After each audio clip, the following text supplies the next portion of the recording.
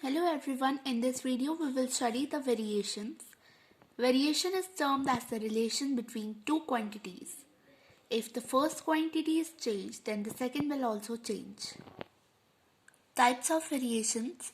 There are two types of variation, direct variation and indirect or inverse variation.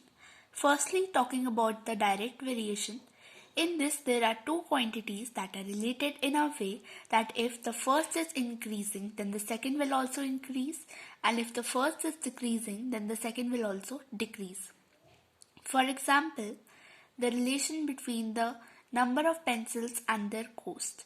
If we are buying more number of pencils, so we have to pay a more cost, and if we are buying a less number of pencils, so we have to pay a less cost. So this is a direct variation.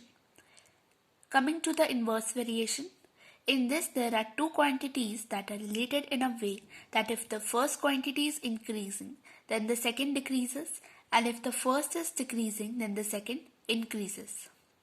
For example, the relation between the speed and the time.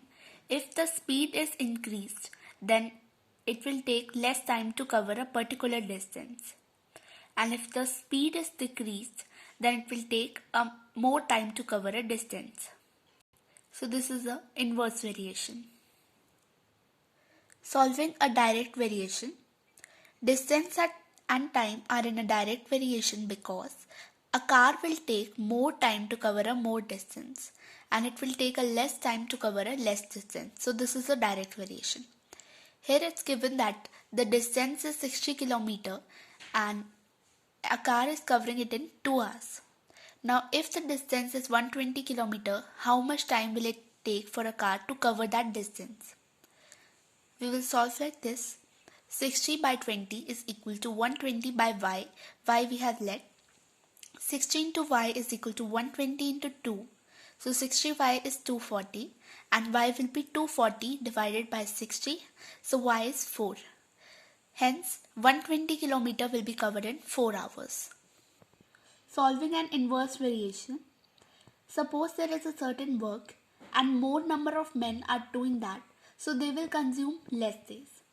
And if less men are there to do that work, so they will consume more days. Here it's given that number of men are 45 and they are doing a certain work in 35 days. So how many men will be required to do that work in 25 days? We will solve like this. 45 into 35 is equal to 25 into x, and 45 into 35 comes to be 1575, that's equal to 25x. So x will be 1575 divided by 25. So x is 63. Hence 63 men will be required to do a certain work in 25 days.